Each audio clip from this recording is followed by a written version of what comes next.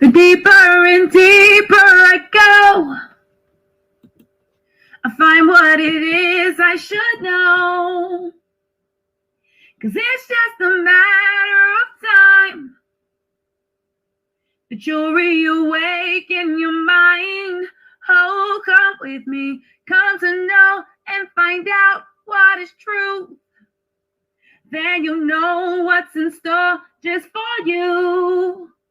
No more living a lie. I can look to the sky and say, I'm reawakening minds. Come to know and find out what is truth, yes.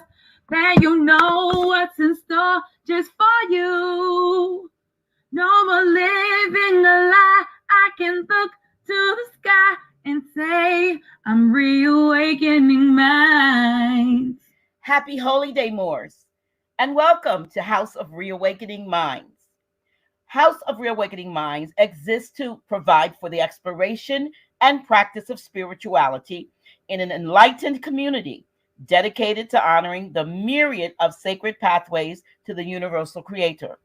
We are a holistic center for spiritual grounding, free thought, self-discovery, and Moorish science, an awakening experience for all ages.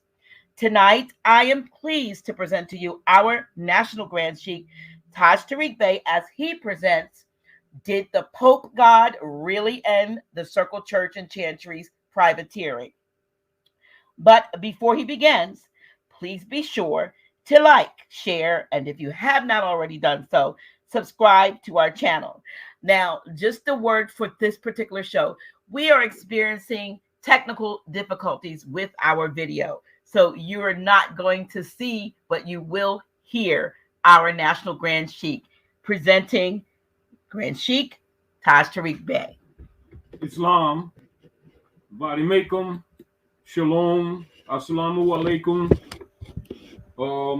Greetings, everyone. And we're going to talk tonight about the ongoing conditions, but for the most part, to get a feel of where the people in general are in relationship to both the realities of the social, economic, and political venues operating here at Midgard Earth and its effect on the people, and a general feel for the state of affairs with the people, many of whom are beginning to become aware of the fictional matrix that has been perpetrated against humanity at large for these last few centuries, and exacerbated and accelerated as of late.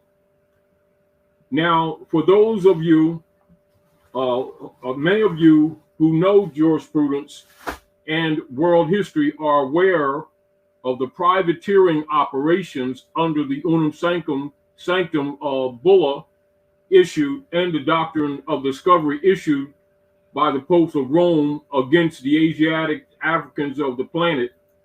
And those same policies are now affecting the middle class as well as the lower class of hybrid Europeans around the world in Europe and at North America and Canada, etc. And because many of the hybrid Europeans are now starting to share with you information that we have been telling you for 50 years, more people are becoming more aware because they have controlled the media system through the different corporate entity operators of the United States Corporation. Now, taking into consideration, this is important, and in certain areas here, I would share with you to please take notes. I want you all, as a starter, to pull up and do your research on the convention on the prevention and the crime of genocide, etc. We're going to be going through that because you're going to use this as a measure in your affairs.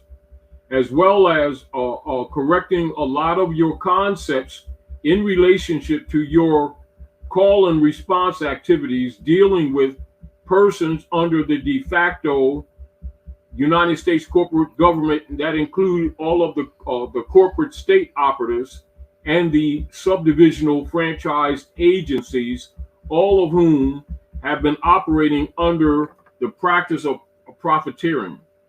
And so for many of the people who are not aware, I'm going to read from the dictionary privateer and profiteering, because the people most are not aware that that's how the institutions and all of your agencies have been operating. Meaning that, so I want to make this very clear. The general public has a perception in their minds and in their everyday activities of how they view agencies. As an example, like what they would call a federal agency like HUD or FBI, Federal Bureau of Investigation, or CIA, Central Intelligence Agency, IRS, Inquisition Revenue Service, also known as the Internal Revenue Service. All of these agencies or subdivisional agencies, the people have been under the concept that these are separate or individual or constitutionally regulated agencies for the good of the people. Fact is, all of them belong to the crown. Now, when you say crown, it must be also understood that the crown is the collective members of the Bar Association, the British Accredited Registry, operating at London, City of London, which is a corporate entity distinguished from London City. People need to understand, City of London is not London City. The operations are Fleet Street, England. The major hub is the Circle Church and Chancery. Whenever they're taking or gathering resources in lands and among people that they have conquered, and this is particularly in North America and Canada. Like say, for instance, if people who have sharecropping agreements that are covered with what they call mortgages and deeds, they're really sharecropping agreements. And when they take them back under the feudal law operations of tenancy, etc., under the rule of abandonment, comprehend the reality that the people never owned any of these properties under mortgages and deeds. Anyone that has a mortgage and deed under the United States corporation company that has been perpetrated as a country, all the property is really converted to the United States corporation company through their agencies, answering to the states of, who answer to the corporate state, who answer to the United States, i.e., then to the Seven Hills Crown, which is Washington, D.C. And they answer to London, to the City of London, to the Crown Bar, and they answer to the Crown of Buckingham, and they answer to the Jesuit order and the Bishopric of Rome, the Vatican. That is your major trinity. When the people have been told about the Trinity in the name of so-called church operations, their idea of Father, Son, and the Holy Ghost is for the public. The reality of it is that it's the Vatican, City of London, Washington, D.C. Those are the only acknowledged sovereign territorial political places on the planet by virtue of the unum sanctum operations of the Pope of Rome, i.e., the claim of owning both the body and the souls of the people. This is the reason why you see the United States Corporation Company militarized, also referred to by Dwight D. Eisenhower as the Congressional industrial military complex. That's essentially the operative, one of your major hub operatives for all your subdivisional agencies that actually are the military operations of the Jesuit order on behalf of the field operatives of the Crown, which is the bar association among the people for the Vatican. And so as we're having this conversation, and our last conversations that we've been having over the years, I'm bringing this up because we want to have you in the right frame of mind as to where we're coming from when we're saying different things that people may be less familiar with, or that they may assume are mere opinion. What we're talking about are things that are based in the real world politics that the general public is not aware of, which is again why a lot of people I'm cognizant of over the years have not really in many ways understood the Moorish Divine and National Movement, or who have mistaken it.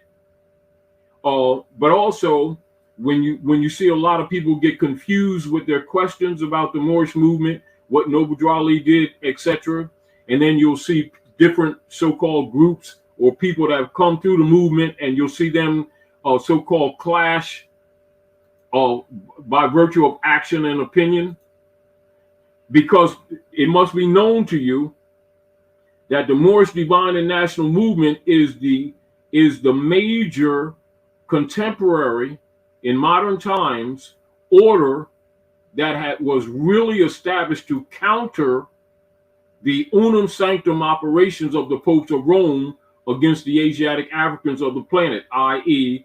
the Inquisition wars against the Moors, and then covered up with the Christian Black Codes, the operations. All of these operations are connected. They changed the name and titles for the same operations from generation to generation so that people cannot follow and recognize to dismantle the web. Just like you see on their private voucher, private commercial paper, dollar bill, if you pay attention to the corners, to the corner numbers, you'll see a spider's web that's in the graphics.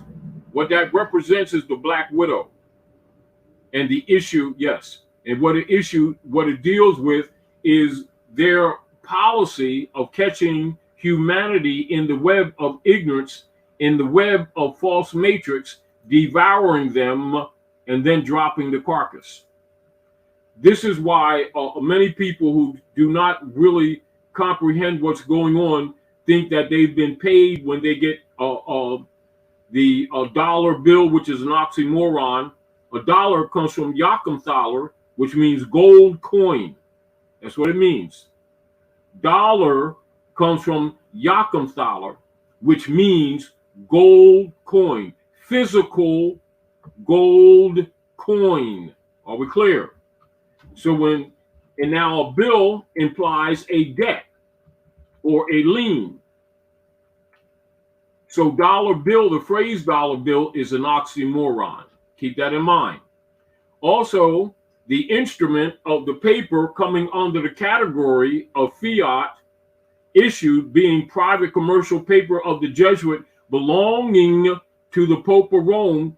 So people must comprehend and understand, overstand, and understand that the Federal Reserve and the board of directors are directly tied to the members of the Circle Church and Chancery, which comprise members of the Senate and the Congress operating for the United States Corporation Company.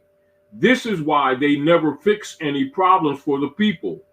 Their job is to keep the people deceived, and under the guise of governing and serving them are really infiltrators into the affairs of the people, and they legislate under color of authority, the color of legislation, that the extractions from the common people can be made under the guise of law, with the common people not suspecting that the Congress and the senators are actually board of directors for the United States Corporation Company that's actually run from Davos, Switzerland, and registered in Austria.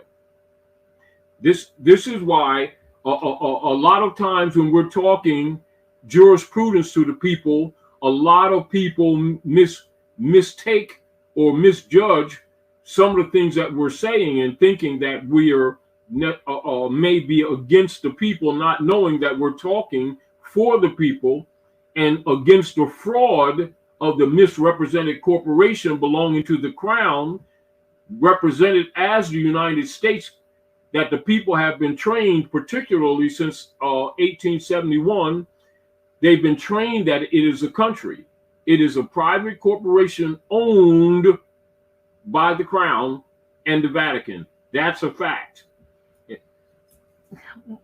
Interjection. So how do the alleged or the so-called 13 bloodline families tie into the three? You got London, you got the They're Vatican, in the background. They're in the background. In other words, you have a hierarchy, and the 13 bloodline families will be presented as to the people in reconstructed history as the 13 colonies. They're really the 13 colonists. Okay. This is why it's difficult for people to really comprehend that when they start doing study. As an example, like say when some of our people are in the quest for liberating the Asiatics of the North, they tagged us as Indian tribes. That's to cover up the history of the Phoenician and Bantu and Mandinka tribes that been here for millennia. We've been here for millennia, not a couple of thousand, for millennia. This was before the great Atlantis became an ocean. It was once a river.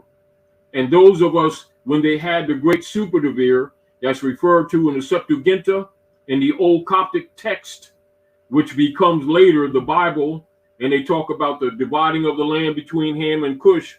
What they're talking about is the great Superdivere, when the Asiatics of ancient Amexem, which is now called Kemet in Africa, etc., crossed the river on this side, and then the term come about of the Ibri, which means the Ibri crossed the river. The Ibri is misrepresented as Hebrew.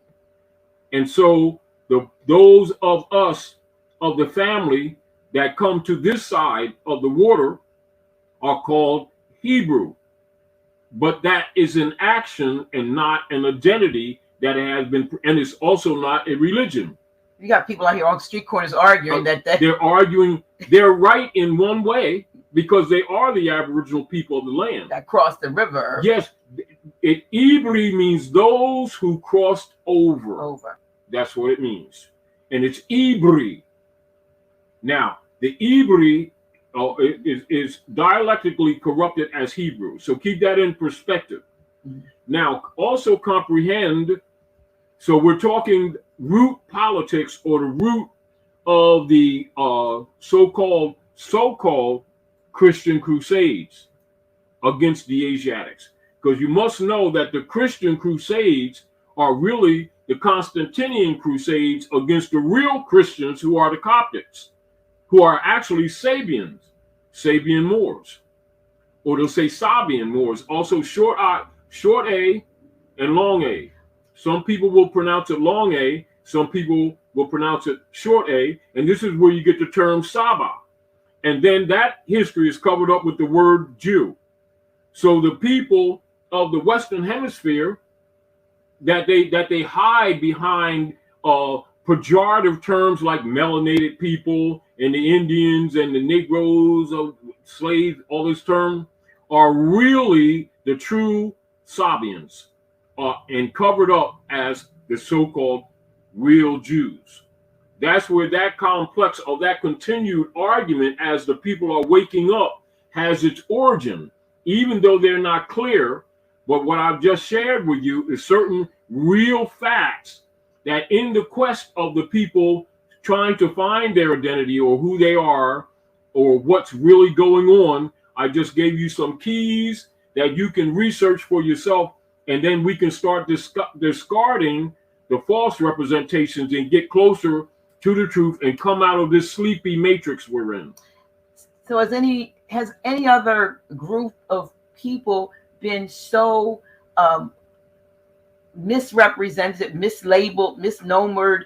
I mean, given so many layers of identity that you can't find. That's the burial. Truth. Now, the metaphor for the burial is the burial of the brother in a hole with the coat of many colors. Yusuf. Yeah, Yusuf. Okay. See, this is again why it's so important. Even as you know yourself, Dr. G, as you have degrees in holy book studies, and of course, as you woke up, you become more adept in the same books that actually caused you to turn away from the institutions that have misused the books. Absolutely. Because you have a greater understanding and a greater comprehension of their origin and their true meanings and the metaphoric basis, and therefore your concepts change. This is why a lot of people, when they're actually doing research, you'll find that most people that actually start doing research end up leaving the institutions by which these books were presented to them. Isn't that interesting? You notice that a lot of people, whether they go to church, mosque, synagogue, temples, all these different orders that are put in place in the name of bringing the people to spiritual development, that many of the people who really do scholarly research end up leaving the institutions because they're schools. And there's some of them are schools for real development. Some of them are there for social solace systems. And that must be comprehended. It's not condemning them. They serve their purpose. Can you explain what a social solace system is? I know. Social solace systems, they're called the 3 S's. Now, among scholars, your so-called organized religious orders are called social solace systems. They're put in place for people who lack knowledge, and as a substitute for knowledge, they adopt belief systems and dogma systems. Doesn't mean that they're bad, doesn't mean that they're wrong, mean they don't have tools of knowledge by which to liberate themselves or to make distinction in the mental and the physical or the aggregate and the ethereal world, or even with the philosophies. So they're actually given social solace systems, which are actually grade school systems that gives people comfort who get confused with life and they're seeking answers, but they don't come to any real rational or logical conclusions. This is why you'll see the mantra always promoted: don't question the word of God, but yet you're supposed to know about God type thing. Mm-hmm. But as soon as you question, they tell you shut up, or you ain't ready for it. Mm-hmm. And it's usually the priests who do it. But the people don't know that the priesthood are the one that set up the social solace systems so that they could prey upon the unknowing. But their prayers are P-R-A or P-R-E-Y. And for the sheep, they are the prey, P-R-A-Y. So you have the homonym, and this has been going on. This is where you have the regular operative of among the people who come out of the false matrix, whether you see prophets, men and women over the years and over the decades and over the centuries who become awake to the fraud of the dogma system set up by the priesthood, the social solace systems, and they speak up, and then the priesthood always sacrifice them. Well, the solace systems give people comfort and give them something to hope for and hope in as a distraction for them seeking. That's why they call truth. it solace. Right. So you know how like you comfort someone who's grieving for a loss of of a loved one Of course. or loss of property. You know, just like you'll see, like we'll look over the country right now, right? One of the things that's prominent right now is particularly in North America and in Canada area, right? And it's spreading, is a horrible multi-tiered designed opioid and drug system that actually turns the people almost into zombies, where they're talking about fentanyl, and there's a few other names they have for a few others that are literally destroying people. And usually when people go there, there's usually no return, meaning that most persons or people who start using those levels of opioids, what they become is usually what they are until they die. And of course, the quality of life is gone. Family's totally dead, right? That's out of the box already, you know. But their chances of having any recovery or quality of life is already dead. This is done. Now that's solace from the political end of the unum sanctum operations. Are we clear? So both of those are solace systems, but the mission is the genociding of the people. But by the people being locked into the social solace systems, they're seeking divine comfort with the creator or the source, or what you say, Allah, Yahweh, etc. Different names they have given the creator or the source. And they usually fail, not knowing that the demon clubship is usually locked in all of your solar systems, i.e. organized religions, are controlled by the very demons that they're seeking to so-called conquer. The history of this is why, again, like as an example, when people start talking about Christianity as an example, and they'll say, well, we're Christians trying to do a good life. Now, in general, you're talking all the general religions in the nature of, right? But yet most people aren't aware that the official name of Christianity, as it's been presented to the modern world, is really the Niceno-Constantinopolitan Creed, and it belongs to Constantine, Roman ruler. And these people have actually been worshiping Rome and paying Rome taxes in the name of 10% tithing all these decades, thinking that they're worshiping the code word Jesus, when the letter J was never used in language until the 1700s, and it's actually a cover up for Yeshua. And Yeshua is Yeshua ben Yosef, the one they call Jesus, the one who achieved the Christ degree, which comes from Krishna, which means the burnt one, or the activation of the pineal gland. It's actually the body. So the body of Christ is actually a metaphor for actually the spiritual development of the consciousness of the monad in the body form that we call the avatar of the body, and the body and the spirit. That collective body of consciousness and spirituality is called the Christ, or the activation of all your glandular systems. That's a fact.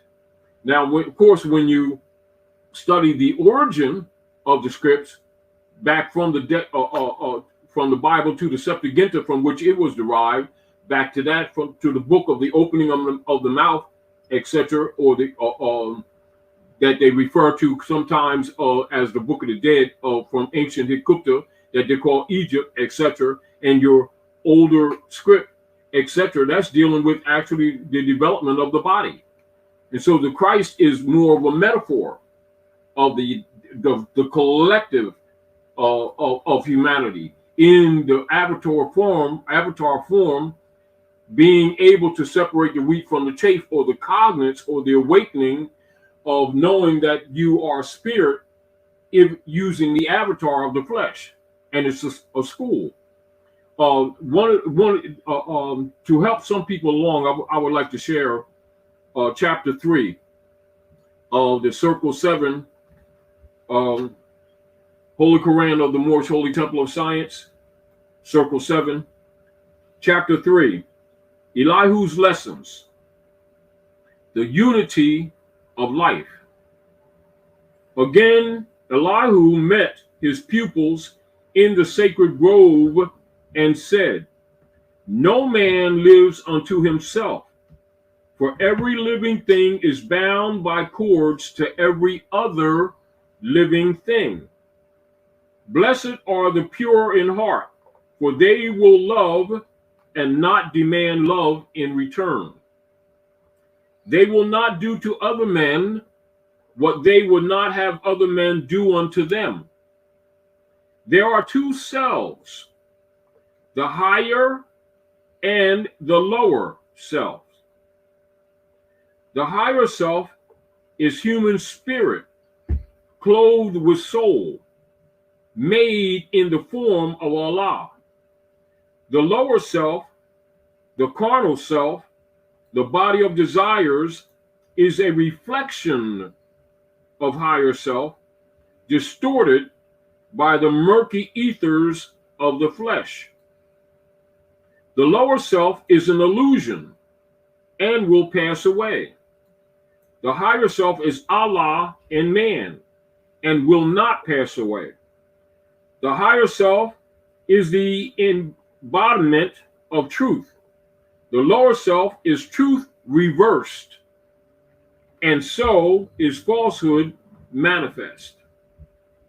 The higher self is justice, mercy, love, and right. The lower self is what the higher self is not. The lower self breeds hatred, slander, lewdness, murders, theft, and everything that harms. The higher self is mother of the virtues and the harmonies of life. The lower self is rich in promises, but poor in blessedness and peace. It offers pleasure, joy, and satisfying gain, but gives unrest, misery, and death.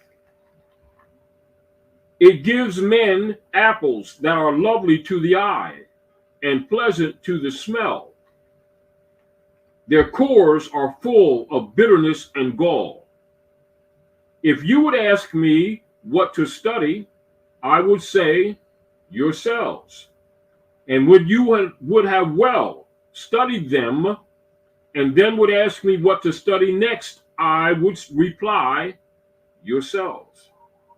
He who knows well his lower self knows the illusions of the world, knows of the things that pass away. And he who knows the higher self knows Allah, knows well the things that cannot pass away. Thrice blessed is the man who has made purity and love his very own. He has been ransomed from the perils of the lower self and is himself his higher self. Men seek salvation from an evil that they deem a living monster of the netherworld, and they have gods that are but demons in disguise, all powerful yet full of jealousy and hate and lust, whose favors must be bought with costly sacrifice of fruits and of the lives of birds and animals and humankind. And yet these gods possess no ears to hear, no eyes to see, no heart to sympathize, no power to save. This evil is a myth. These gods are made of air, clothed with shadows of a thought. The only devil from which man must be redeemed is self, the lower self. If man would find his devil, he must look within. His name is self. If man would find his savior, he must look within. And when the demon self has been dethroned, the savior love will be exalted to the throne of power. The David of the light is purity, who slays the strong Goliath of the dark and seats the savior love upon the throne. That's the divine instructions from the Holy Prophet, chapter 3, Elihu's lessons, the unity of life. Which makes a lot of sense when you read the whole chapter in context, as opposed to a lot of times we'll tell people study, and when you have study yourself. But when you read the whole chapter, it puts it in context more for those who may have not read chapter 3. Yes. To now see, which is the same thing that happens in biblical interpretation. Somebody pulls something out of the middle and just uses that. But if you don't know the context, then you have all kind. You're going in exactly, and this is where people have been cheated relative to what the priesthood have done when they translated Septuaginta into the Bible, and then did all your editorials for the purposes of conquering or using or misusing humanity, and then using the holy books as a cover or justification for the suffering that they themselves, the priests, have caused on the people, and then using the lower self of themselves to actually rape the people, and then using the mystical devil as a tool to keep the people subdued, and also keep paying the priesthood in the guise that they're actually paying or giving tithing to God, if you get the point, when actually they themselves have claimed themselves as God, which is demonstrated in the book of Thessalonians 1 and 2. But that's in perspective to even present part of what we're looking at tonight. Now, remember when the Pope Francis did the motu proprio, and many of you who have been, sharing here with us at the House of Reawakening Minds for the years, every once in a while you hear us mention the motu proprio, but that's to put the people in perspective. But I know that a lot of people, and particularly because we have, thousands of people that listen to us from around the world, and some of them try to get to you, some can't, communicate with you. However, as we're traveling, sometimes, people will recognize us and ask a lot of questions that can't be asked, in like, say, for instance, in a 2-hour venue. So I'm going to share the apostolic letter issued motu proprio by Pope Francis of the Supreme Pontiff with people, because they hear us mention it. So when we're saying certain things, we know that a lot of you have, those of you who have studied, and those of you who are scholars, and many of you who are adepts already have this information. But we're sharing this with some of the people and some of the listeners who don't have this information, so they'll know what we're referencing, all right? So keep in mind that the United States and all the corporate agencies and all of the 3-letter agencies and the Crown all belong to the Vatican Crown Empire. Are we clear? That's all over the world.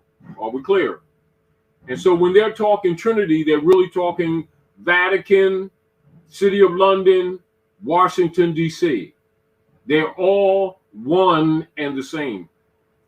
The deception among the people, and of course this message is to our people in general who are constantly abused by them, and particularly anyone who tries to tell any truth whatsoever will be attacked, will be attacked and censored. And so there's a question here that someone wanted to know whether or not you had seen Ye's interview and what you thought of it.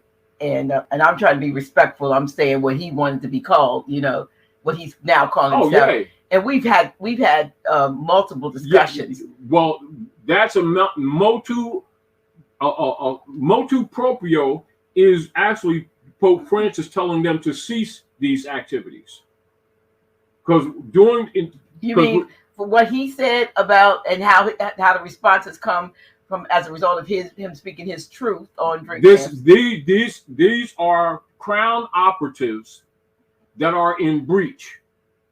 Who? That we talked about. So the Crown so we keep in mind, like when many of you hear them say the Crown a lot of people's mind immediately goes to Buckingham Palace, the Queen of England, etc.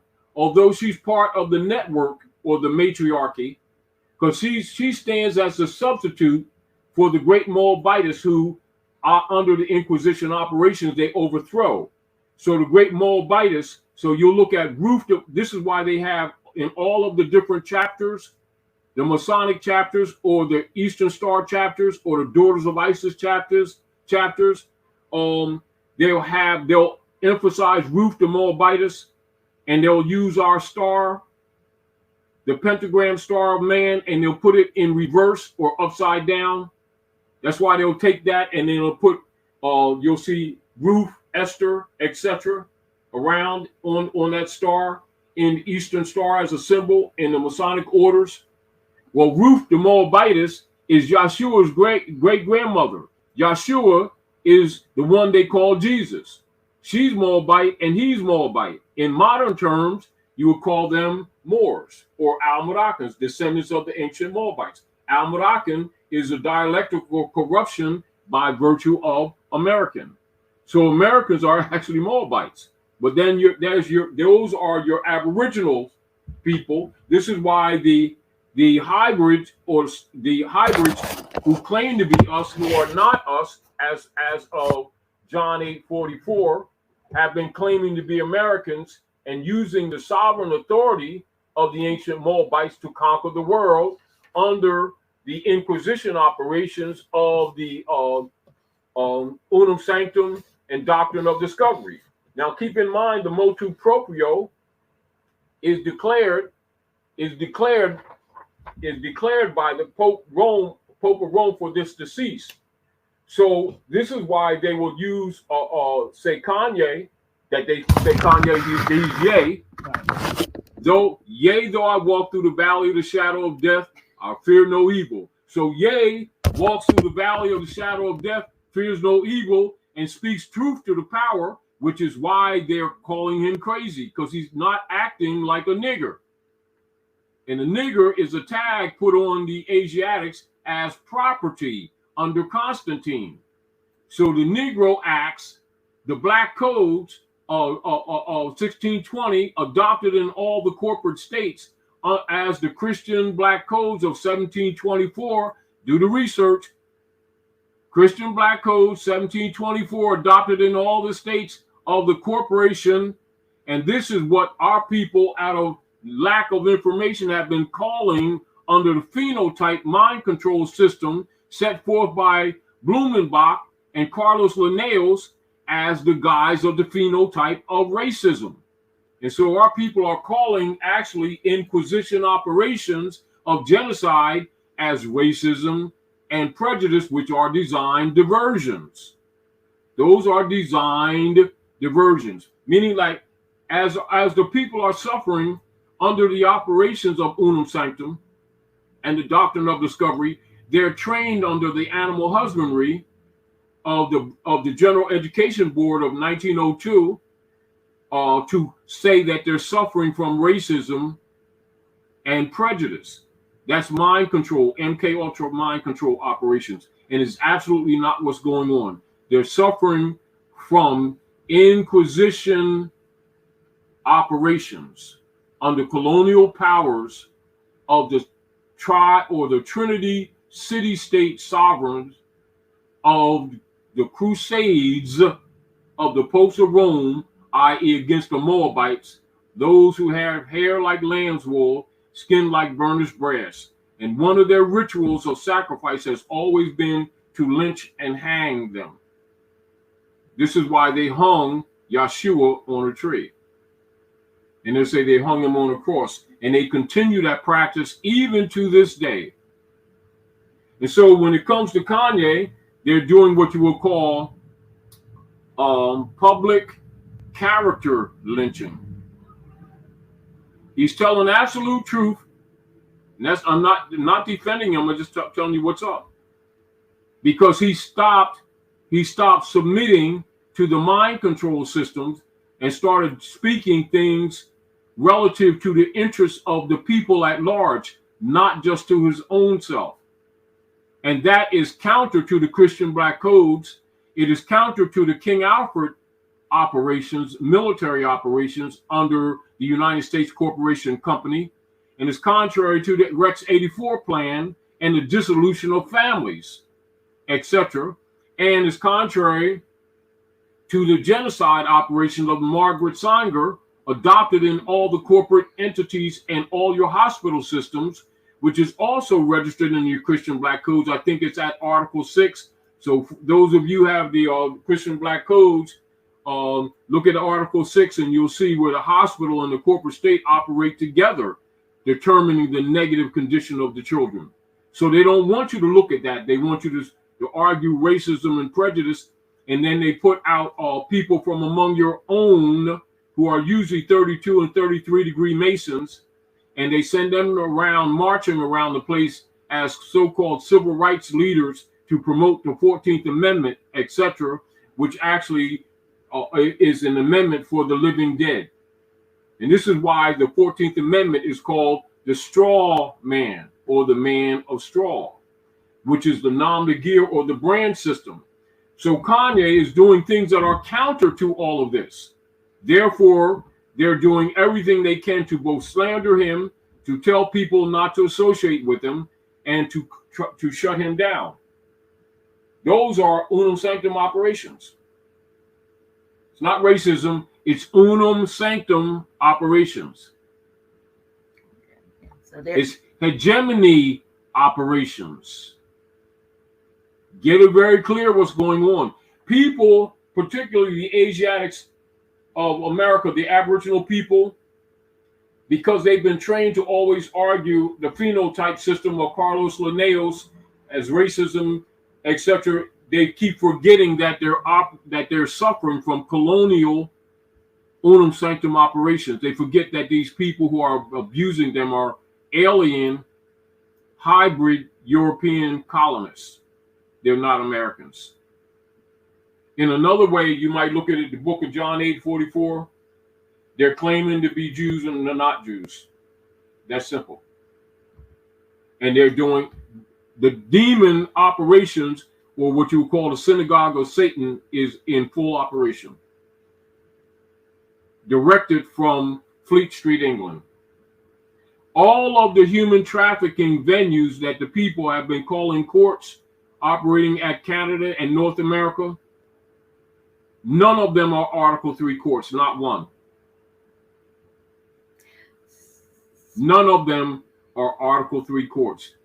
So how does one who is invited to come to those de facto courts, or threatened, okay, to come into the court, or summoned to the throne of Rome for soul and body? Yeah, how do they circumvent that? Article 3 court establishes your legitimate courts, ambassadors, diplomats, and consuls for the diversity of the nations of the planet, etc. It is a consular court venue called Article 3. All of the Asiatics, or the people of the land, the Aboriginals, in their communications with the operative foreigners, is consular venue. Go read Article 3, Section 2 of the Constitution for the United States. So now you're talking the legitimate political venue for controversies to be addressed. That is a consular venue. That's called the venue of diversity. And that operates all around the world. It is not respected or operative because in 54 or 56, Dwight D. Eisenhower shut down or relinquished jurisdiction at Morocco and shut down your consular courts in order to promote their 14th Amendment operatives among the Asiatics or the Aboriginal people of the land. That's why your so-called civil rights movement became in full force around 54, 55, 56, operating at North America. So when you know these things, you put things in perspective. You see them different. However, you also come out of the smoke screen. But then that means that we need more Article 3 courts. But it must be activated by the people. Yeah, because the people are this. Now let's look at history too. You notice, like as an example, after they bombed the wealthiest bank area at North America and stole the gold and the jewels, and then burned it and fed many of the people that they murdered to pigs. That's a fact. Yes, they did. And most people don't talk about that side of Tulsa, Oklahoma. Okay. No one talks about that was the wealthiest bank at North America, and that they murdered the people, bombed them literally, right, and fed the carcasses with bulldozers to the pigs. That's a fact. No one wants to talk about that. They just talk about, oh, they bombed Tulsa, Oklahoma, and they call it Black Wall Street. Right. And then they took the wealth and activated their so-called Wall Street at Empire State and been selling the people through marriage certificates, birth certificates, car registries, house registries from 55 Water Street to fund their operations. The same way they set up the U.S. Treasury bonds in 1862 after they murdered Lincoln to fund their United States Corporation Company. Then 1871, February the 2nd, they came out of the closet with what they call the Organic Act of Congress. And that's where you get your U.S. democracy platform and your bond system that has been funding them ever since, with their private crown operations of the corporation being promoted among the ignorant as a country. That's the deception. So now let's look at the motu proprio. As we've told you over the years, that as the world became more and more cognate, as they came together and they would stop trading with the U.S. corporation, because the people here, particularly the Aboriginal people, have been so neutered and compromised, there was very few people that would stand up and speak the truth. And so from an organization point of view, the most direct counter move to the operations of the Unum Sanctum was the Moorish Divine and National Movement set for 1913 by Noble Drew Ali. It was countered with their meeting on Jekyll Island, 1913. This is where Woodrow Wilson sold the corporation that went bankrupt again to the Circle Church in Chancery, what they had left. And they reconstructed again another United States Corporation company, which later went bankrupt again in 1928, which later went bankrupt again in 2013. And this is where Pope Francis does the motu proprio that you hear us mentioning. So a lot of times when we're mentioning it, we're bringing you to a concept of mind of some of these things that we're trusting that you already have this as a background in your knowledge so that you could comprehend the politics that are taking place in front of your face. Why do you think we haven't done anything to date to bring our, the Moorish community together to do for ourselves what others seem to be doing now, against us? Let's back up. Remember, 11 years ago at the House of Reawakening Minds, and I did a couple of classes, and every once in a while I bring it up, and I would remind people to do the research in the FBI papers, some of them which I shared, some of them which have been lost over years, but some of them had been put on the internet, some have been taken down. And it's about 36 files that they've displayed with the infiltration into the Moorish movement. That answers your question. It's also referred to by Drew Ali himself as the Great Sellout. Also, 1929, before they assassinated him, he wrote a letter, an issue around to the people. And that letter, I published it in the Al Moroccan Star in 2001, which made me unpopular with a lot of the so-called grand governors of the Moorish Science Temple of America who didn't want that information out. So when you see a lot of the division, you got to recognize that just like all the other orders under COINTELPRO operations that have been reinforced and spearheaded, particularly since the Johnson administration, after they murdered Kennedy, COINTELPRO operations, which is part of their mission of the infiltration. Now, that's why you see, that's your answer to the question that you just asked. Why do you see the division?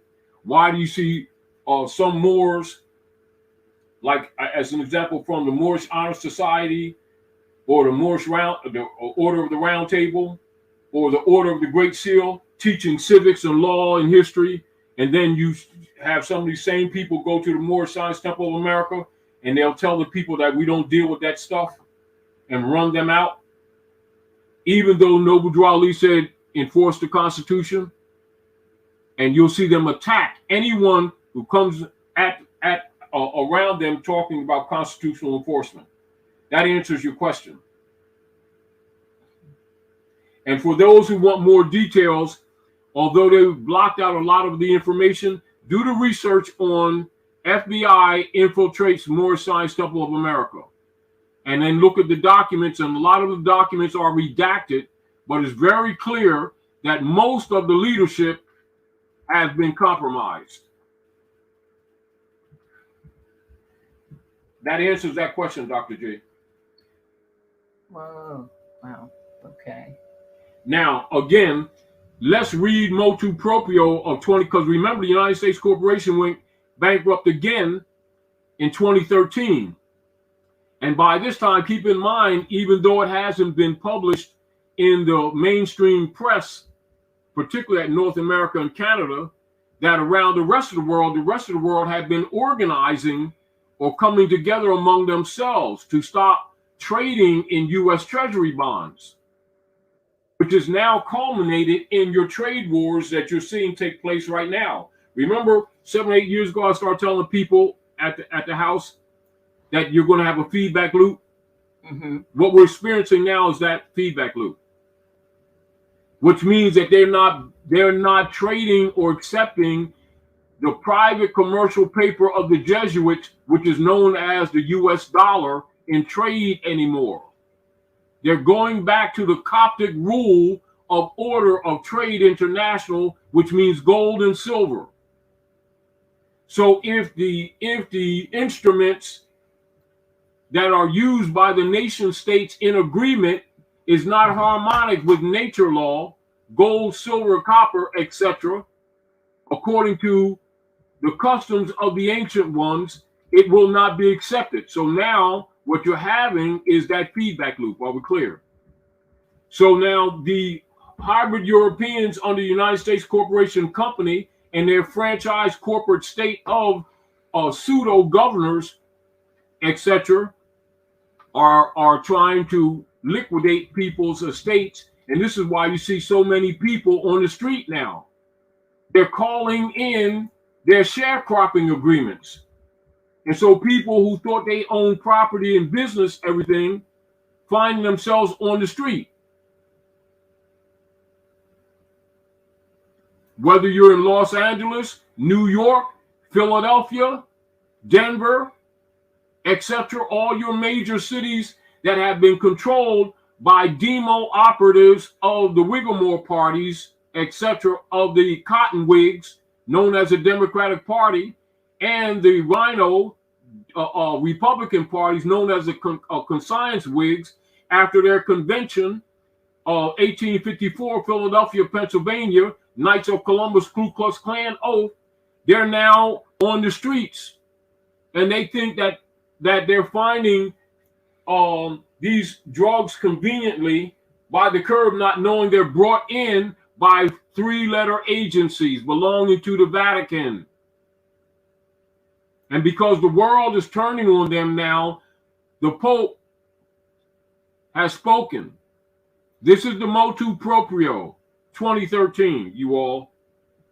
Apostolic letter issued motu proprio, that means by the hand, by his own hand, of the Supreme Pontiff Francis on the jurisdiction of judicial authorities of Vatican City State in criminal matters. In our times, the common good is increasingly threatened by transnational organized crime, the improper use of the markets and of the economy, as well as by terrorism. It is therefore necessary for the international community to adopt adequate legal instruments to prevent and counter criminal activities by promoting international judicial cooperation on criminal matters.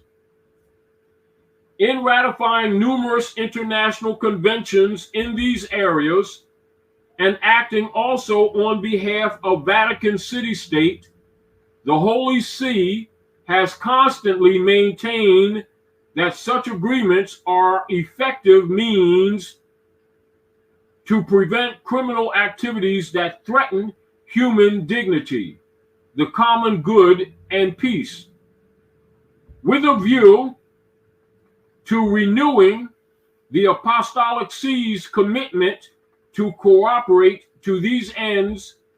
By means of this apostolic letter issued motu proprio, I establish that the competent judicial authorities of Vatican City State shall also exercise penal jurisdiction over A, crimes committed against the security, the fundamental interest, or the patrimony of the Holy See. B, crimes referred to in Vatican City State Law number 8 of July 2013, containing supplementary norms on criminal law matters.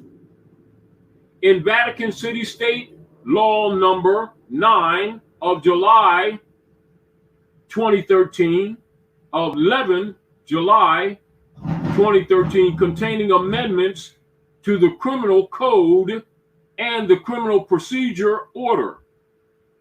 When such crimes are committed by the persons referred to in paragraph 3 below in the exercise of their functions.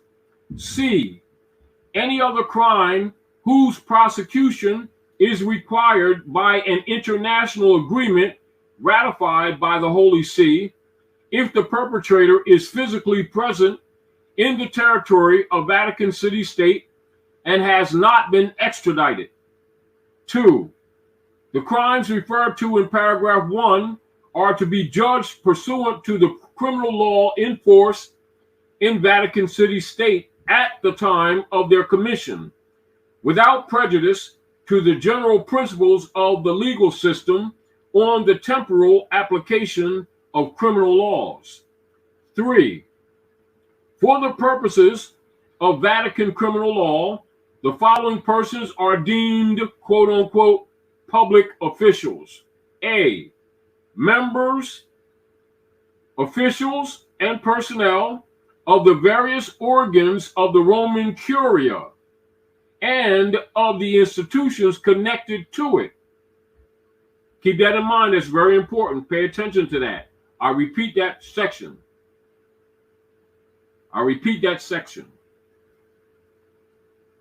For the purposes of Vatican criminal law, the following persons are deemed public officials, quote unquote.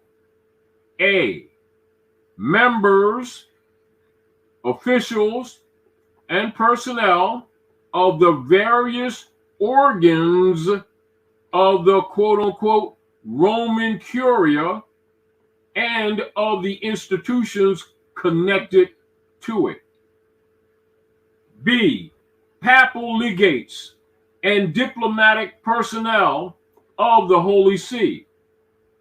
C. Those persons who served as representatives, managers, or directors, as well as persons who even de facto manage or exercise control over the entities directed dependent on the Holy See and listed in the registry of canonical judicial persons kept by the government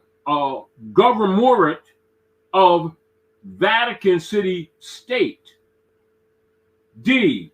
Any other person holding an administrative or judicial mandate in the Holy See, permanent or temporary, paid or unpaid, irrespective of that person's seniority. 4. The jurisdiction referred to in paragraph 1 comprises also the administrative liability of the judicial persons arising from crimes as regulated by Vatican City State laws. 5. When the same matters are prosecuted in other states, the provisions in force in Vatican City State on concurrent jurisdiction shall apply. 6. The content of Article 23 of Law Number 59 of 21 November 1987, which approves the judicial order of Vatican City State, remains in force. I decide and establish anything to the contrary notwithstanding.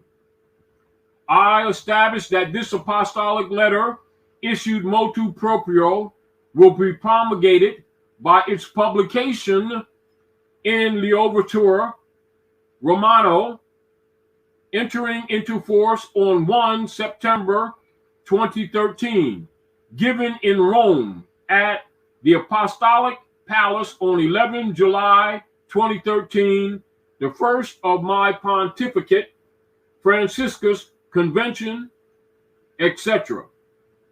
That ends the apostolic letter.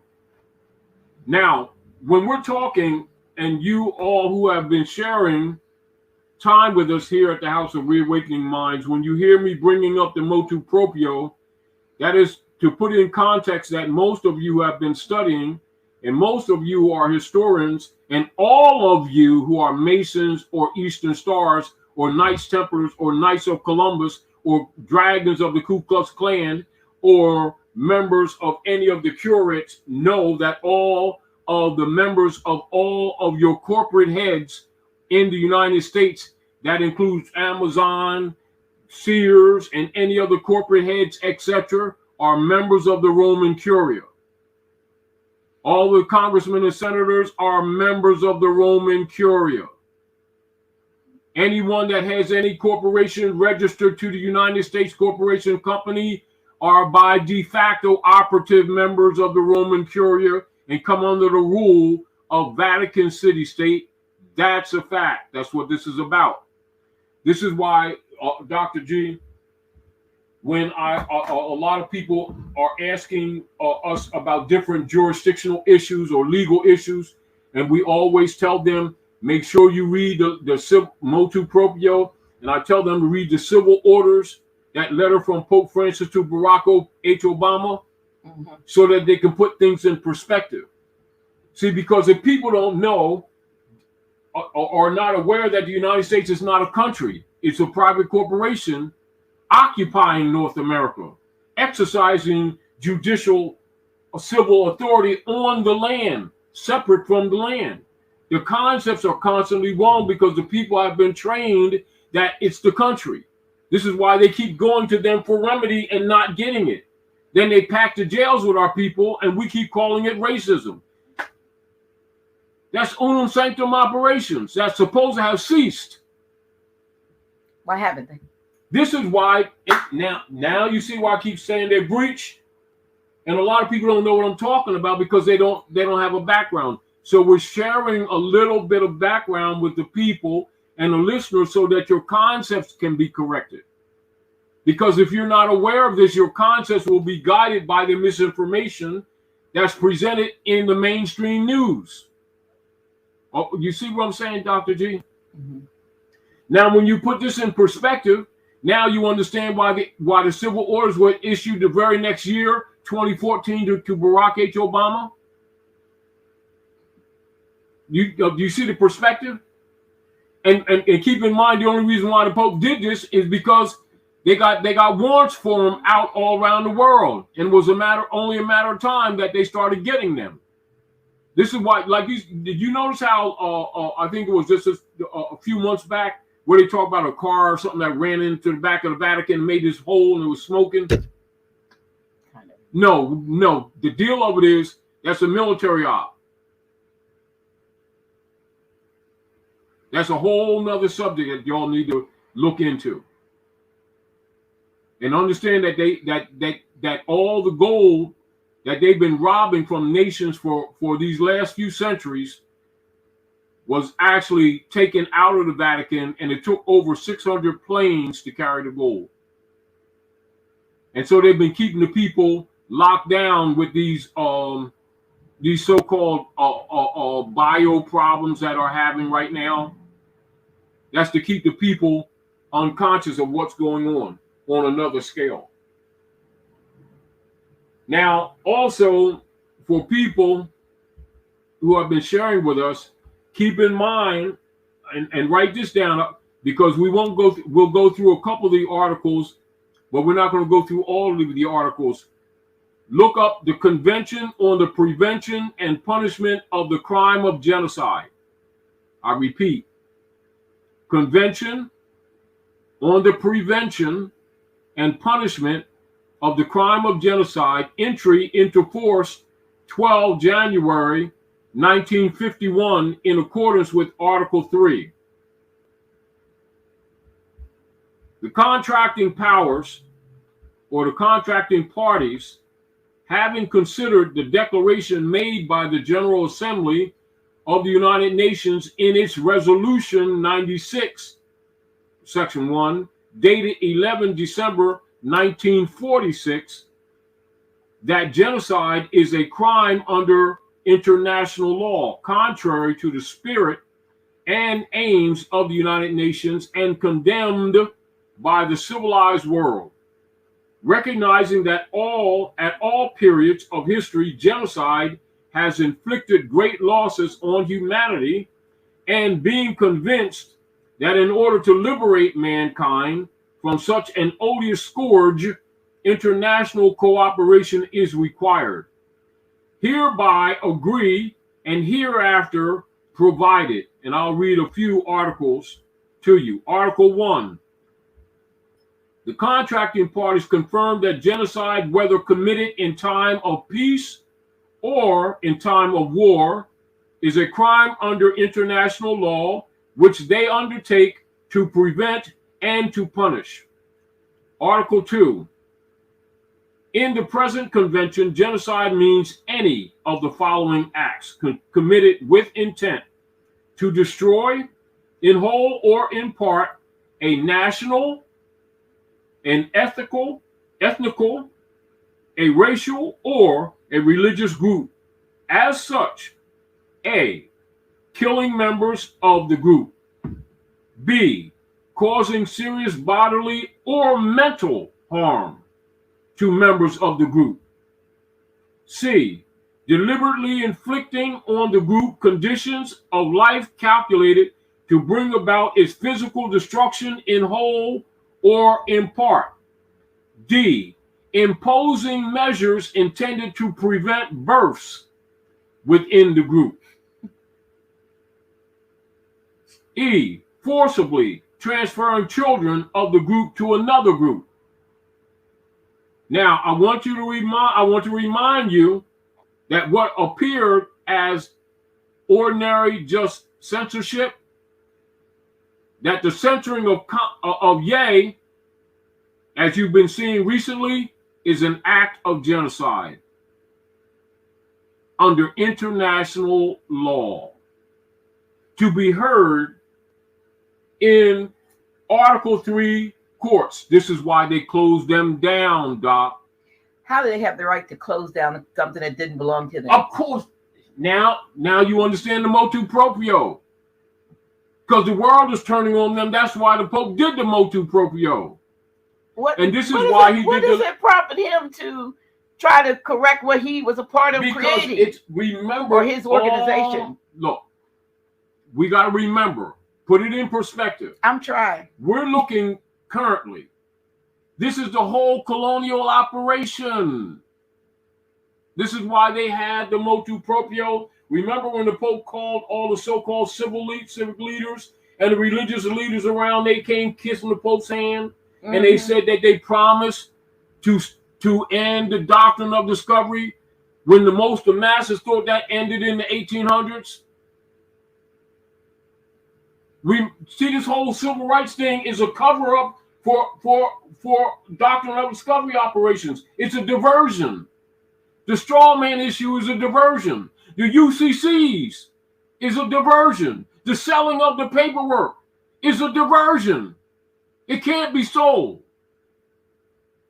The whole game that's been played on the people currently are all diversions from what has really been going on. Which is why we're having this conversation. I get it. I get part of it, but the part, and I think I'm going to ask you this question since 2013 or whatever. Why, if I just hypothetically, if I create a scenario that enslaves the minds, the finances, the movement, or so forth of the world, that's called genocide. Yeah. Why would I, even if I'm just a representative of me? Why would I want to tell somebody, stop what you're doing? We've been doing. If I was profiting from it, which they have, what would it be the motivation of the Pope to tell everybody stop? And if he had that power, let me finish. Hold up. Sure. If he had such power, why haven't they stopped when he said if he really did say that? Because right. Your question is, did he? Now, motivation. What's the motivation for them to stop? I would like to know. Now, years ago, and in recent conversations, I would bring up to you in response to questions along that line. People need to pay attention. Why did the so-called BRICS order come about? What was the motivation? Because what hasn't been known to the masses or the public is that the Vatican has been approached with military threat, which is why I think y'all should stop this now, because the world is now turning. So they're trying to get ahead of what's coming. They're getting ahead of the curve. It's not moral. It's because they're now under arrest. That bishops around the world are being arrested. It's just not in the public newspaper. People don't know, like they say, they're remodeling Buckingham Palace. Take it over. Because they haven't seen any activity.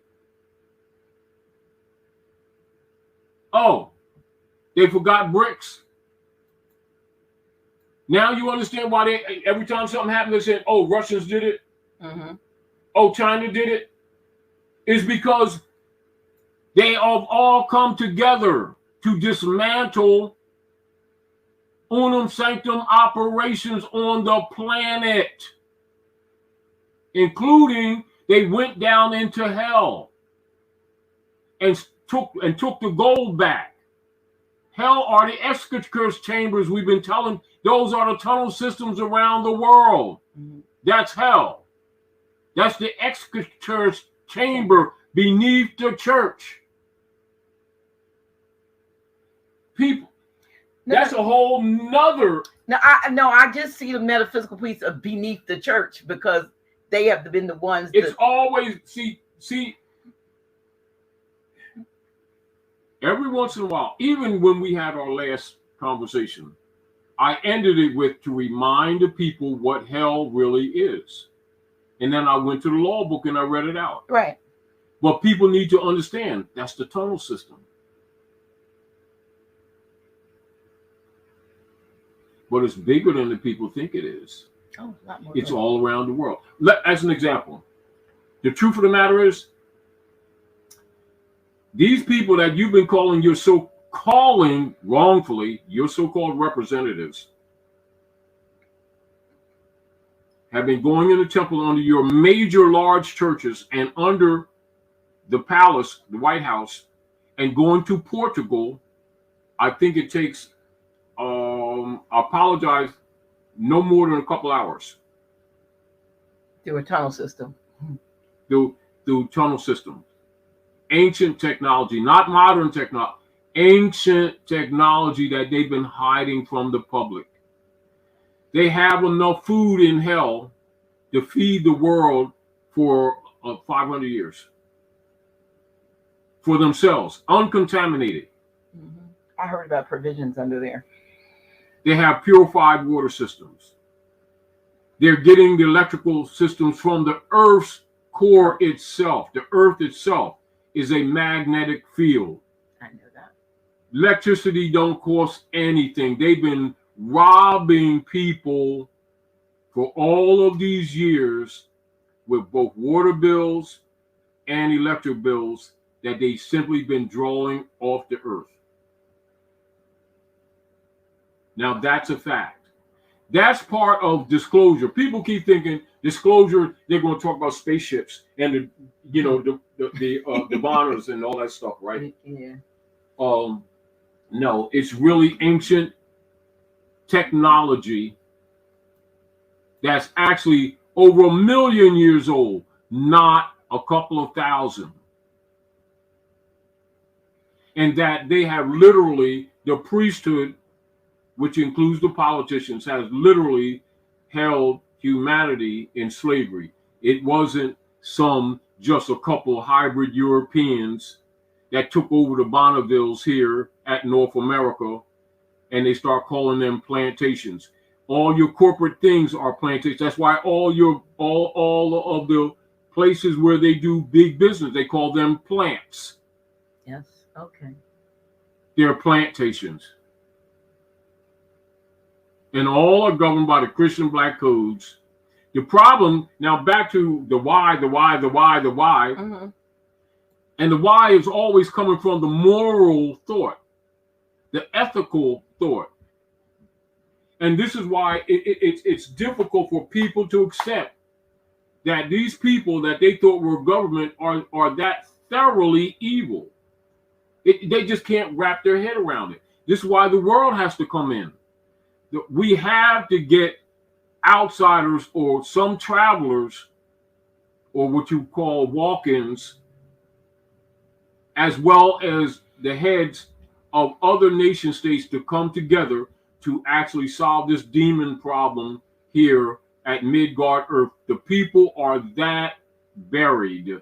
I want to say it's more the people here on, here, because we always look out in a tunnel vision, speaking of tunnels. Well, that's the animal husbandry right. training. We look out and we say, oh, they're occupying Panama, and they occupied this, and they occupied that, and they're taking over the and they went in Ukraine, and they went into Palestine. And then nobody said, but they're occupying here, and they have been. They did the Balfour right, but we don't see our own selves as being because under we occupation. Were the first to fall. So we don't see it. We become because we were the. What's that thing they call? We got Stockholm syndrome. Well, no, because remember our syndrome was before Stockholm. Well, we got something. No. We here at the North have suffered the military operations known as Christopher Columbus before the so-called Stockholm. This is why we're the most asleep. Let's look at this. Right?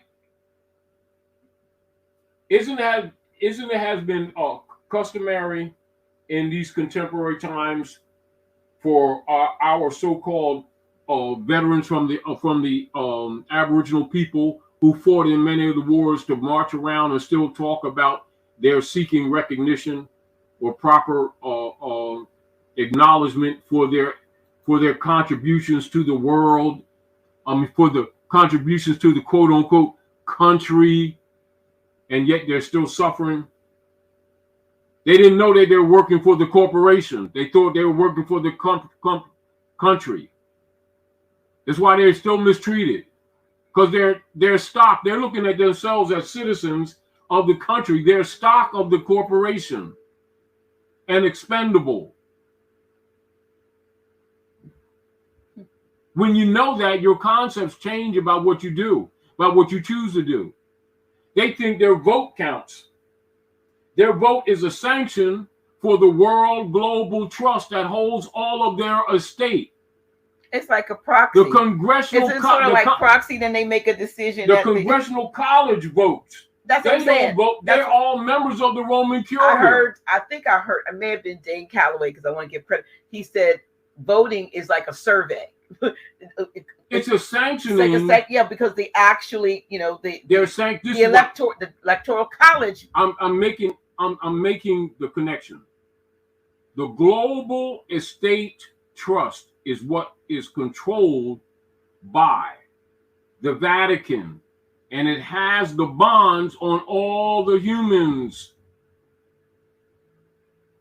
The issuance of the instruments from Wall Street, coming from 55 Water Street, are all of the instrumentalities, the bonds, treasury bonds, etc., that are issued on these people who keep thinking that they're citizens of the country. They're stock of the corporation. When you know this, you stop arguing the morality of it all, because it indicates naivety. However, politicians always play the game because they know the masses don't know what we're saying right now. This is why they're trying to shut Ye up, because Ye found out. And Ye speak up. And a lot of the other people, this is why a lot of people, you'll see a good brother, and I'm not knocking them, they already know who one of them is, who you talk about step and fetch it, and he just lost. He the just negative lost concept of Uncle Tom, and they need to have a portrait made with a bunch of cheeks around him, pale cheeks with straws in them, to demonstrate his humility and apologize to his master of the Khazarians, who are claiming to be somebody that they're not. John 8:44. In the Bible, that these same priests who got a 501c3 skull and bones agreement have been promoting, pretending that they don't know what that 501c3 agreement is against their own people. And they don't like people like Ye, who's speaking openly and trying to do something positive, inspirationally for the people. And remember this, because that's why I went into the prevention and punishment of genocide, because people don't know that it's genocide. They think that genocide is only the physical killing. Any harm and the suppression of the people, etc., that injures in any form, genocide. So they're committing genocide. That to us. They've been doing it, and our people have been ignorantly calling it racism. It's genocide.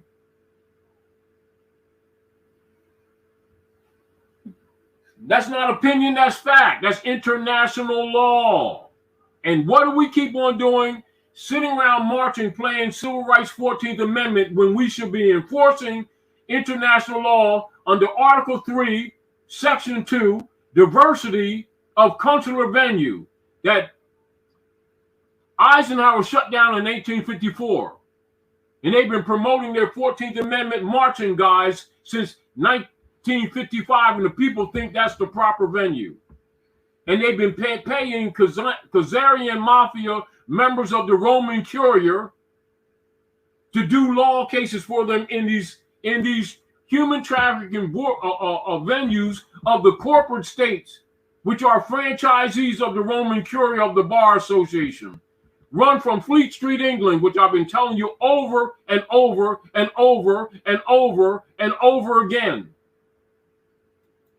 And yet you see these people with a whole bunch of titles calling themselves grand this and grand that, knowing they were supposed to enforce Article 3 of that Constitution, like Noble Drew Ali said in the Divine Warning by the Prophet for the Nations, directly, and tell people that Drew Ali didn't teach civics, and they got away with it.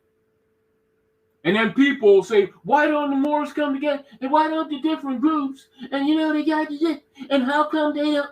Now you know.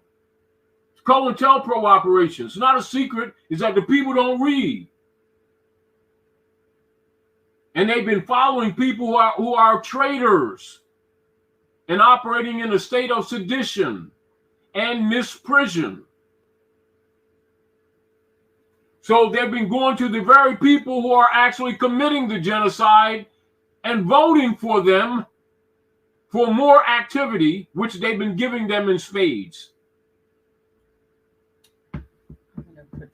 I want to put this quote, this comment up, because this brother's been putting quite a, I believe I'm not sure if he's in Haiti or what, but he says, Moors in America, I love you, but we need you to step up as the great Moors that you are. You have the best chance to, trust me, you have a whole empire of real warriors that are ready to die all over Maghreb. Didn't Drew Ali say, I want brave men and women? Didn't he say that? Yeah.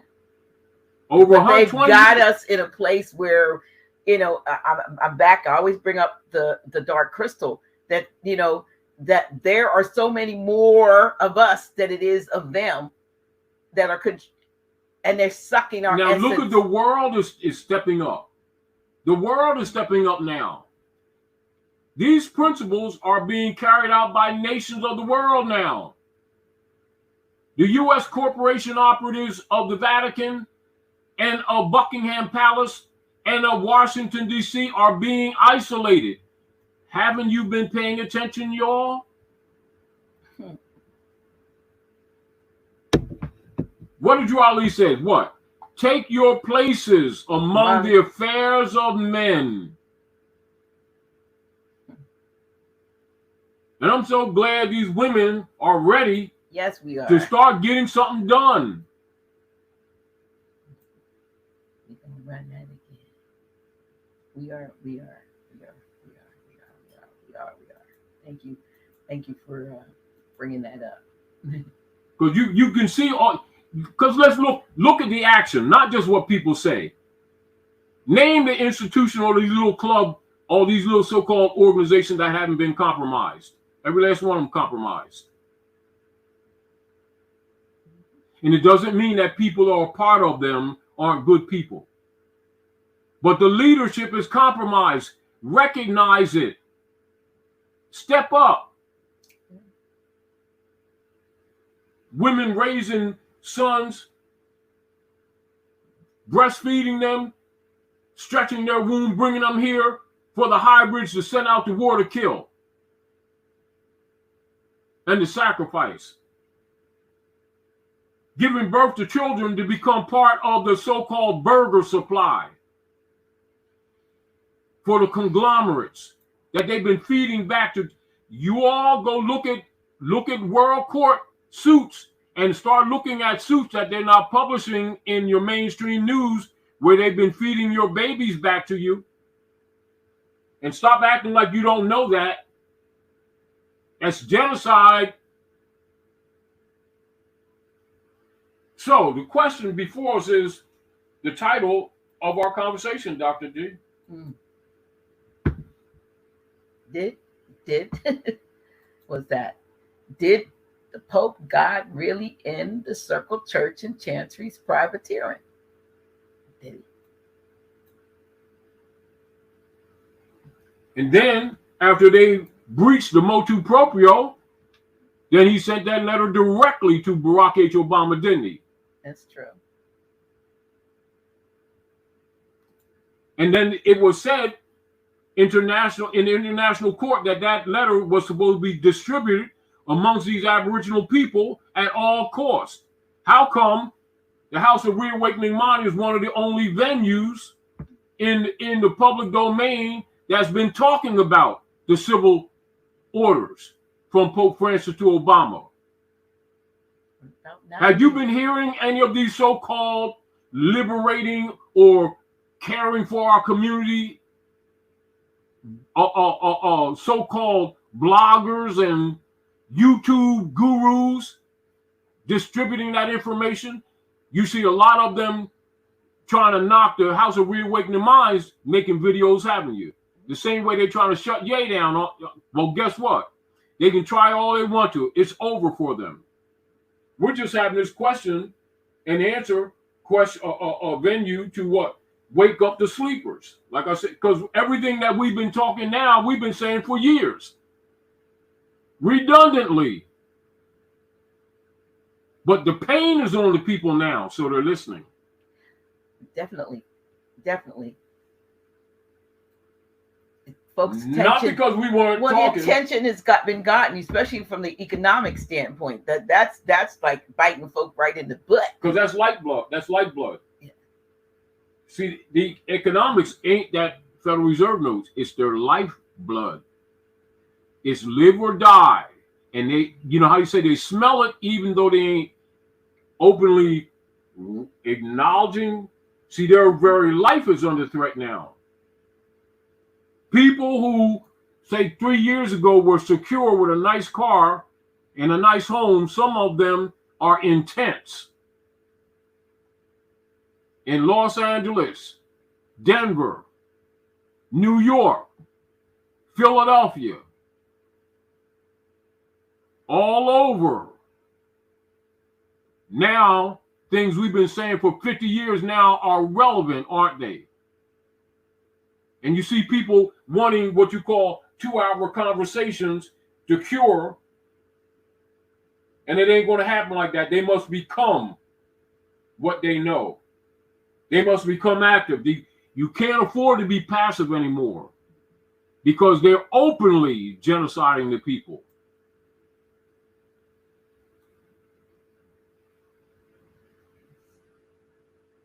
They're blunt. See, the deal of it is that the people thought that there was a separation of church and state. The church owned the corporate state. Now, I'm going to remind you all, and notice, Dr. G, how redundant this stuff is, right? Because we talk all the time, but nothing that we're saying now, basically, except for a few things, are new, different from what we've been saying.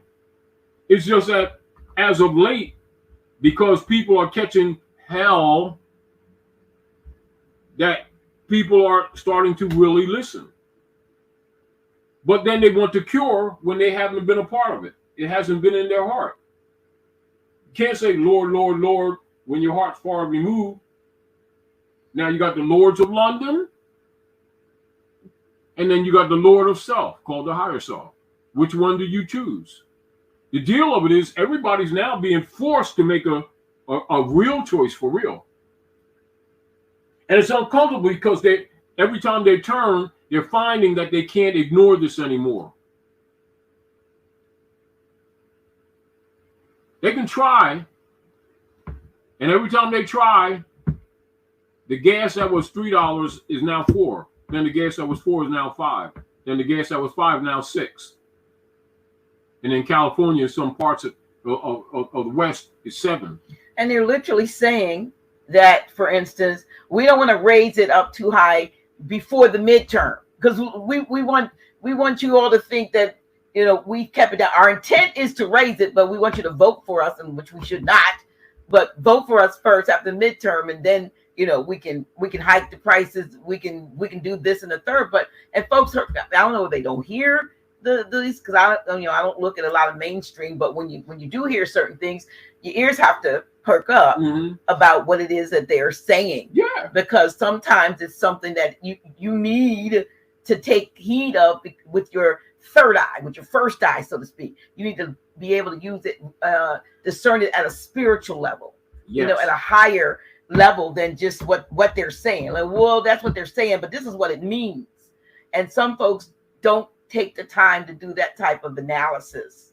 Now, as we were talking earlier, for support, I'm not going to read because we've done this, how many times?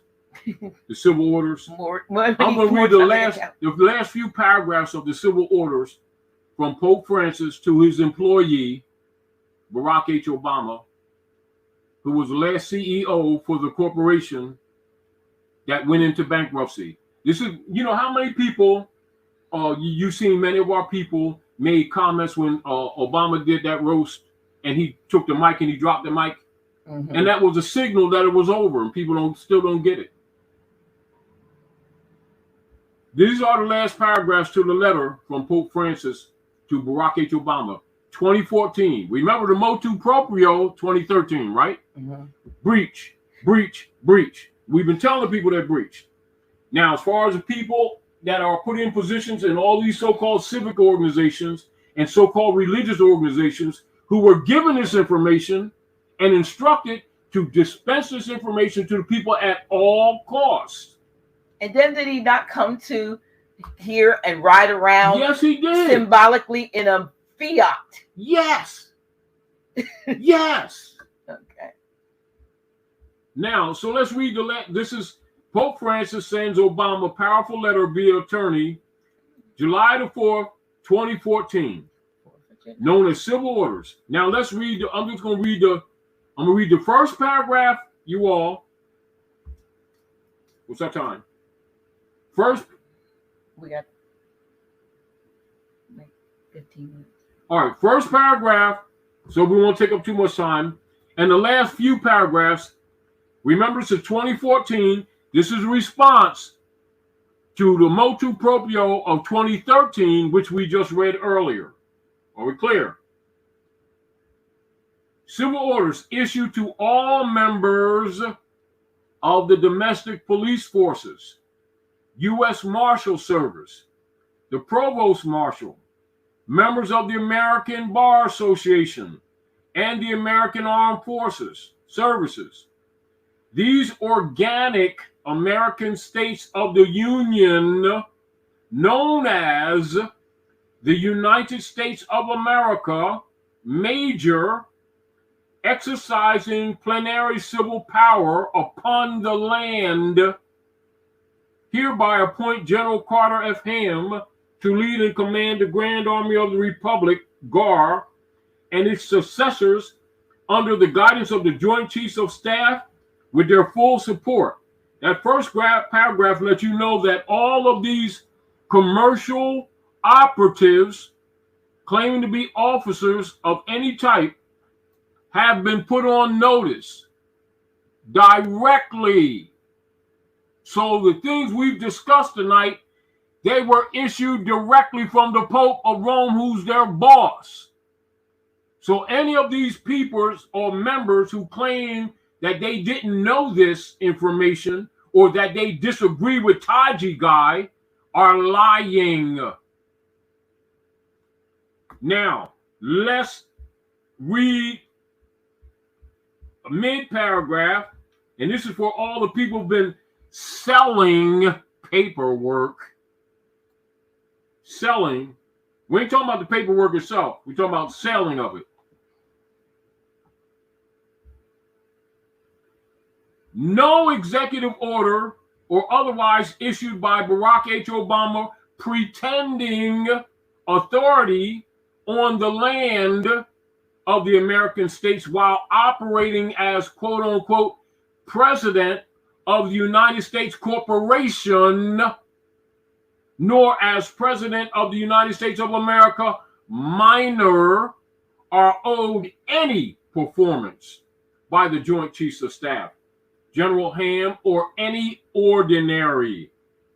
All plainly stated grants of contractual authority evident in the Constitution for the United States of America, small u, remain in place subject to good faith and performance of the accompanying obligations and treaties.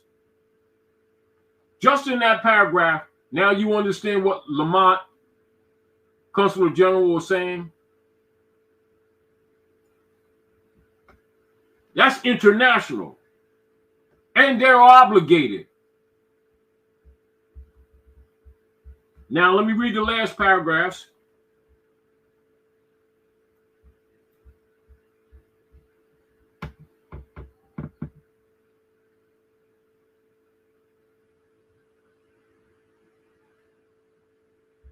Inasmuch as the corporate officers operating the United States of America Incorporated and the United States, all capital letters, have contrived under conditions of fraud and semantic deceit to revenue the estates of the American states and living American state citizens to the foreign jurisdiction of the United States of America minor, they are found guilty of capital crimes, including acts of fraud and treason committed between 1933 and 1945, and are condemned posthumously insomuch as elected officials operating the United States of America minor have similarly committed war crimes against the American states and their peaceful inhabitants during the same time period. They stand condemned posthumously. Are we clear? Now I'm going to read the last two paragraphs. I'm going to read one more important paragraph, and then I'm going to read the last two paragraphs. These are the last three paragraphs. All legal fiction entities, however constructed or structured, and named after the American states and American state citizens, are returned to them and their control, free and clear of any debt, promise, encumbrance, or obligation alleged against them as a result of false claims made in their behalf by officers of the United States of America Incorporated and the United States Incorporated, all capital letters, or by any foreign officials operating the United States of America minor or the United Nations city-state, falsely claiming to represent them or to have jurisdiction over them. We note the current circumstance is in part the result of criminal acts engaged in 150 years ago, which resulted in the commercial enslavement of African Americans who were summarily claimed as chattels back in U.S. government debt in wake of the Civil War. Despite every act of abolition and declaration of prohibition against peonage and slavery, it has been the policy of the U.S. government to enslave its citizens and to operate as a rogue state among the nations of the world. And instead of freeing African Americans, the sum total result of the Civil War was to vastly expand public sector ownership of slaves, giving rise to the outrageous and improper claims that have been made against the American states and the American state citizens that we are dealing with today.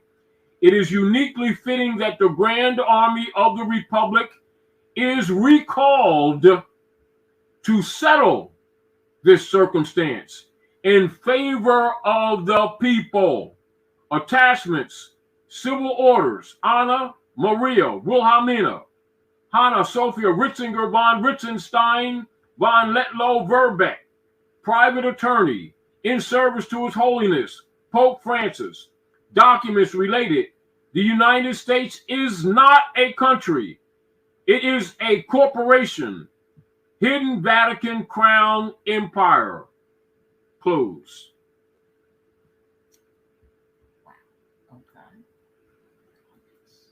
That's the backup to the motu proprio because of the consistent breaches of the governors of the corporate states. Now you understand why they have open borders. Oh, now you're looking at the politics a little different, aren't you?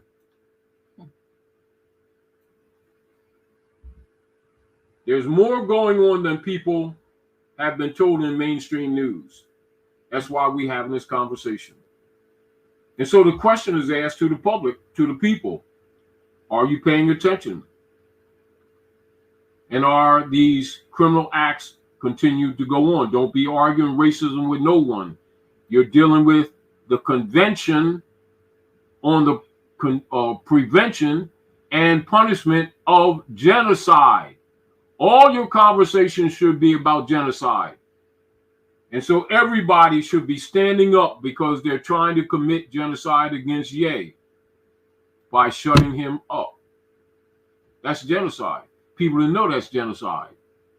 And we know that he probably had some MKs and some Bs and Ds and stuff, especially with his associations. But it seems like we talked about it prior to going live. Even what they did to him in the hospital is genocide. But what we just talked about prior to going live was awakening in the dream. Yes. You know, some of us we are all, you know, in a dream reality, so to speak. But some of us are awakening in the dream, in the midst of whatever's going on. Some of us going, wait a minute. And we're seeing things for how they really are. And so for him to come out and begin to say the things that he said, even if he says some contrary and done some contrary things, you got to look past that and say, okay, well, what is he saying now that's relevant to what we are all experiencing? And let's look at that's like eat the meat, spit out the bones. We need to know what they're doing to Ye, they're doing to you. Right. What they're doing to Ye, they're doing to you, which is also why you're not seeing me on the screen. Yeah, so we can't. It's also why we was in, YouTube jail a month or so ago. Yeah, we talked. Yeah. Yeah, so. That's genocide, y'all. Look up the Convention on Genocide. That's what you all should be talking. Don't fall for that Carlos Linnell's phenotype mind control argument under the fiction of racism. You should be talking genocide.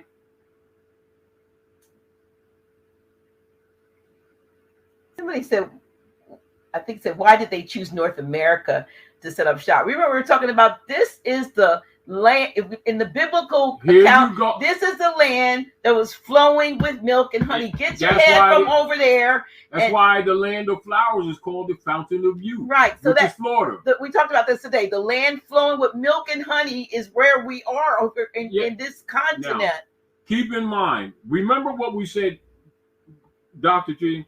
Remember we're talking and I was mentioning that people's concepts when they're looking at reconstructed history, and you'll hear a lot of people, scholars, talk about them like the hybrids in John 8:44 with their Balfour Declaration, separating, trying to take Egypt from Africa, separating Egypt from Africa. Their concept is incorrect because they keep thinking the modern territorial lines limited on Kemet or Mexum on the east of what they call in Egypt. It's really North America, which is the separation, separating Egypt from Africa. That's why they did. That's why they set up the Smithsonian. Yeah. To enforce that in the minds of the people. That's why people don't know that technology is ancient. This is why they're doing things now, like for instance, like what are they doing with almost everything that we're doing? They're getting us to buy instruments to put AI in our house, not knowing that they're building AI against us. And surveillance. And it's more than what you think. Mm-hmm. And actually, the dark priesthood has been using AI as a tool. The problem that they have is that they haven't been able, as I comprehend, to my limited comprehension, that they haven't got past the 11th dimension. And this is where a battle is going on right now, with them trying to get us to be more cooperative, because they can't get past that point to take control of our souls. Although many of the people are selling themselves. Let me say this to you, and I just started paying attention because people have been bringing it up about Ye, and I listened to a couple of things he said, but I'm seeing a lot of code that he's talking to. He's trying to warn people, and there's some more things that he probably will be saying in private that he's not saying publicly. He's trying to make them aware of the AI operations. They'll really shut them down there. In other words, he's expecting that the people should be warned enough that they should be inspired to start doing a little research on their own, and know that as you go along, you will be attacked. However, as we come together as one, their attacks will be less potent. They're only strong because the people are divided by their dogma systems. Just like when we had the conversation earlier today, and I was saying people should look up the Niceno-Constantinopolitan Creed. Once they do, the people will leave the church in droves when they discover that they've been funding their own enslavement under Constantine for a couple of centuries, thinking they're worshiping Jesus. Now that's a fact. You don't need to convince them. All they got to do is do the research in the Council of Nicaea 325 and the Niceno-Constantinopolitan Creed. And if they claim to be a part of that after that, you already know they're dark. By choice. But also, once they get that information, they can't say they weren't told, can they? Nope, I cannot. And a lot of people who have been indirectly trying to slander you because you came out of that paradigm, the point of it is they didn't know that you knew this. But if they knew that, they'd come out that paradigm too. Absolutely. Anyway. Absolutely. But, thank you all for sharing this evening with us too. Yeah, we appreciate it. We appreciate it. And even though the camera did not cooperate, so folks could not see you, I'm glad that I had the presence of mind to check to see if they could hear. And so that's more important, that they hear what it is you have to say. I'd like to thank you all 1,100 and plus that are on this live. We appreciate you. We appreciate your tuning in and chiming in the comment section. And we also would like to encourage you to become a sustaining supporter of our platform, House of Reawakening Minds. I know this banner here says, I think it says minimum monthly donation of $5, and I would like to make a correction and say a minimum monthly donation of $1 is good. If you all don't think that that's too little to send, but it's not, because we have 1,100 plus of you on here now. Can you imagine, Grand Sheik, if they all just send $1? We could do a lot. We're still doing work in the building, y'all. We're coming along. I'm grateful for the team that came in at the end of September.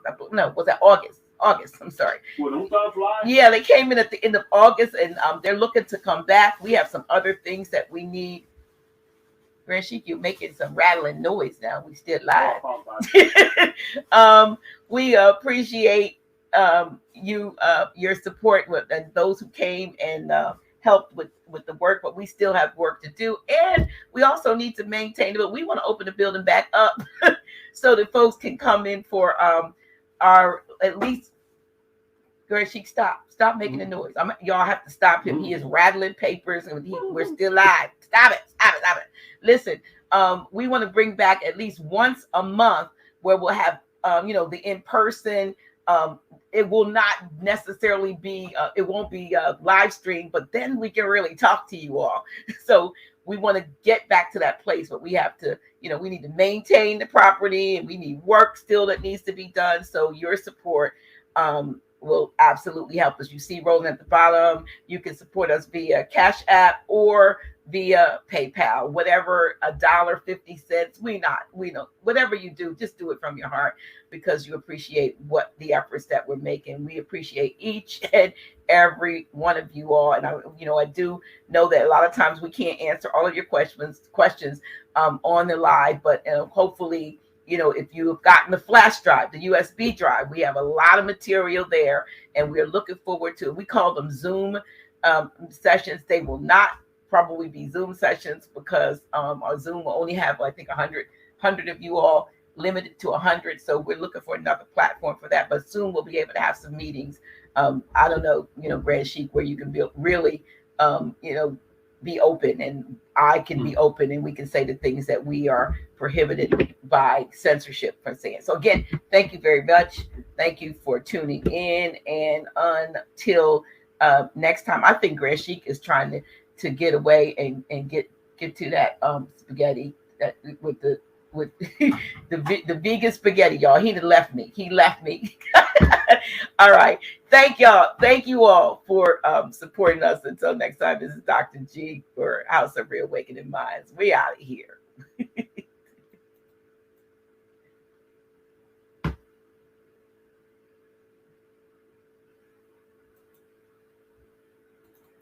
I think we are. The deeper and deeper I go, I find what it is I should know. 'Cause it's just a matter of time that you'll reawaken your mind. Oh, come with me, come to know and find out what is true. Then you'll know what's in store just for you. No more living a lie. I can look to the sky and say, I'm reawakening minds. Come to know and find out what is truth, yes. Then you'll know what's in store just for you. No more living a lie. I can look to the sky and say, I'm reawakening minds.